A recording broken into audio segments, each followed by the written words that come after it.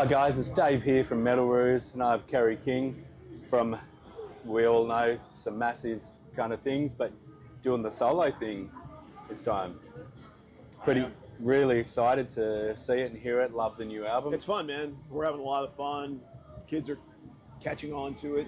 Yep. You know, I think I can't imagine how odd it is for fans to look up and see me with three other dudes.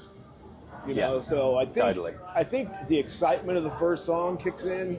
Then I think they want to just check it out for a song or two, and then I think the party starts. yeah, totally. So on the new album, From Hell I Rise, absolutely killer album. The musicianship you've got on there is just stellar. It's it's funny. Because when you put it into perspective of how I came to pick these guys, I really just wanted to get my friends. Yep. You know, and I've been friends with Phil for a long time. I've been friends with Mark, better part of 4 decades. Yep. You know, me and Paul have a 30-year history. Kyle's the one I've known least. I met him in 2015. You know, in a personal kind of way. Yeah. And doing the record, I was so blown away at how good Kyle is, and I was so blown away at how good Phil is, and Mark just crushed everything. Mark came in and crushed everything. His performance is phenomenal. So I'm real proud of what everybody did. And we all know Paul. I've been making records with Paul for 30 years, so yeah. I knew what he was bringing. But everybody went above and beyond what I expected. How does it feel? So obviously you've gone from, you know, was it 40 years of Slayer? No. Yeah, close to 40. Yeah, now it would be 41. 41 years of Slayer. To kind of playing with different musicians on stage as your kind of regular thing. How's that kind of felt? Well, I've had little tidbits of that throughout my career. You know, I played, I think it was the 99 Ozfest. I would go up and play Thunder Kiss with Zombie every night. Yeah. All the times I played with Pantera, I played Hostile with them 1,000,000 times. On the tour we did with them, I went up and I did Goddamn Electric too. I've been on stage with Manson. I've been on stage with tons of people, so I have that. So it's not completely fish out of water. Yep. And you know, these guys are old friends of mine, and now we get to be in this brotherhood of this new band. So it's fun. Yeah, totally. And then, so back over to the kind of Slayer camp. What's kind of happening there? You're still doing shows and? You know, we're never going to tour again. We're never going to make a record again. Mark my word. We're never going to make a record again. We're never going to tour again, because that was the last thing. We said, this is our final tour. Yeah.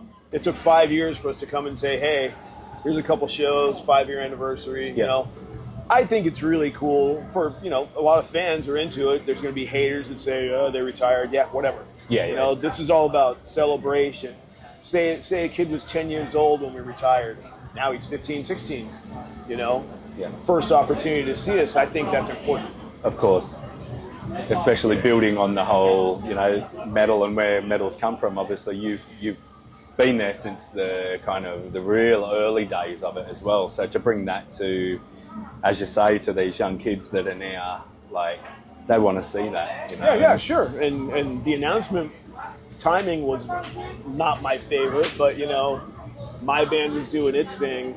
The festival Slayer agreed to play. They want to release, they want to announce, you know, so the timing wasn't in my favor, but, you know, everything went.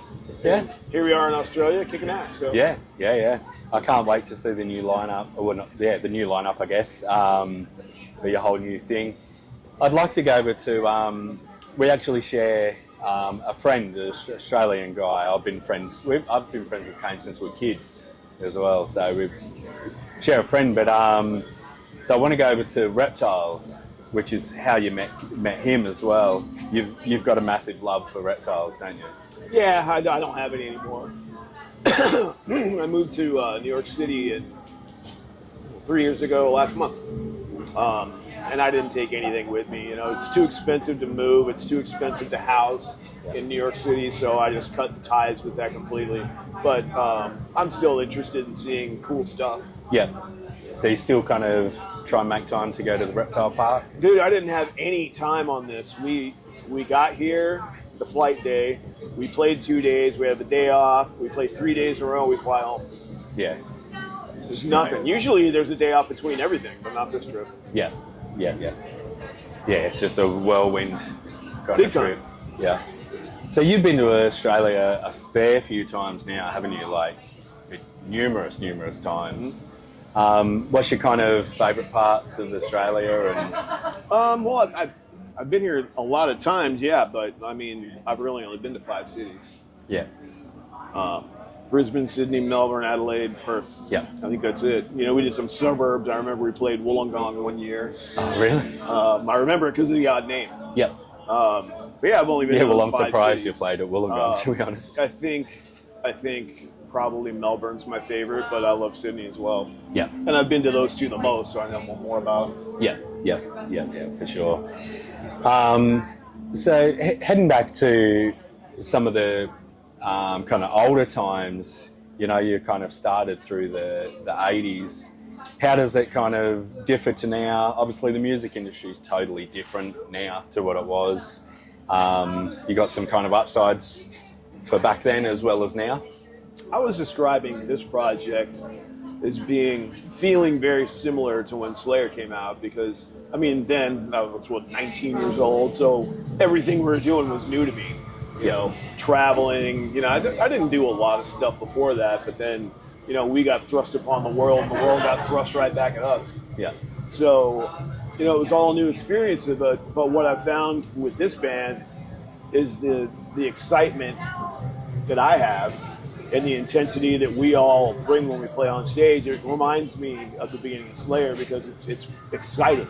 It's exciting to have a new product with everybody being as into it as we were when we were teenagers. Yeah. And with the kind of songwriting for this new stuff, how did that kind of come together? That was very business as usual. Yeah. You know, I still put songs on my phone. I'll send that file to Paul, and then I'll send him a drum chart. Even though we played for so long, he generally knows what I want before I tell him. But, you know, I'll put time signatures like, you know, 1 second, 10 seconds, 34 seconds where music changes, tell him what I expect so he can practice it at home. So when we get together, we can make a demo within 5 minutes. Yeah. So it's very cool. And we do that, and then I send it to now Phil, Kyle, and Mark. And I send it to Kyle without bass, so I don't influence what he's going to play. Okay, yeah. So yeah, you know, it's very similar to what I've done historically. Yeah. Yes. Sweet. All right. So probably final question: if there's kind of anyone you could collaborate with, I guess, dead, alive, you know, hypothetical question, who would you do like a collaboration with? That's not hard. And I would go the dead route, because what's fun making up people that are alive? Yeah, that's right. Yeah. I'd be Dio. Yeah. Dio. I didn't get to know Dio long enough. Okay. Yeah. I didn't meet Dio till like 2006. Okay. And I was a huge fan. And when I met him, I was wasted. It was comedy. We were in Japan doing one of the festivals you do there. Yep. Beast Feast, Loud Park, whatever it might have been. Yep. And our production manager was Black Sabbath's old production manager. So he knew Ronnie. Yep. So we're at the bar. I'm getting ready to go to bed. You play early in Japan, so drunk comes a lot earlier than it normally would. Yeah. And I was going to bed. You know, I can time myself good. I know when to go to bed. I'm seeing him over there with Ronnie James Dio, and I'm like, fuck. I want to go meet Ronnie James Dio. So I go fucking stumbling over the table. I said, Charlie, why don't you introduce me to your friend? And he stood up and said, hey, Kerry, how are you? And I'm like, Ronnie James Dio knows my name. Fuck yeah. But he's one of my top 2 singers of all time. And I only give him number 2 because there's a man called Rob Halford on this planet, who is my hero. Yep. And for second guitar player, got to be Dime, man. Dime's my boy. Yeah. We were going to do a song together before he got taken from us. And the day we were going to do it, was a day that he had. It was kind of like this day for me. He had a lot of press. Okay. Yeah. So I'm like, dude, we'll do it. There's time. Yeah, we got time. We were going to do snorting whiskey and drinking cocaine. Really? And we were both going to sing it. Oh, wow. So I'll give you those two. And for the rest of my band, I don't know. Yeah. Cool. All right, cool. We'll wrap it up there. And thanks heaps for your time. Appreciate it. And have a Jaeger for me. I will. It tastes funny here, though. Does it? It does Taste have a different taste here. Yeah. I realized that in Sydney when we had some. I'm like, it doesn't taste the same here. It's worse. Don't tell my Jaeger friends that. Yeah, that's right. Fuck yeah, tell them. They know. They'd be like, yeah, we had to make it different. All right, cool. We'll see you guys later.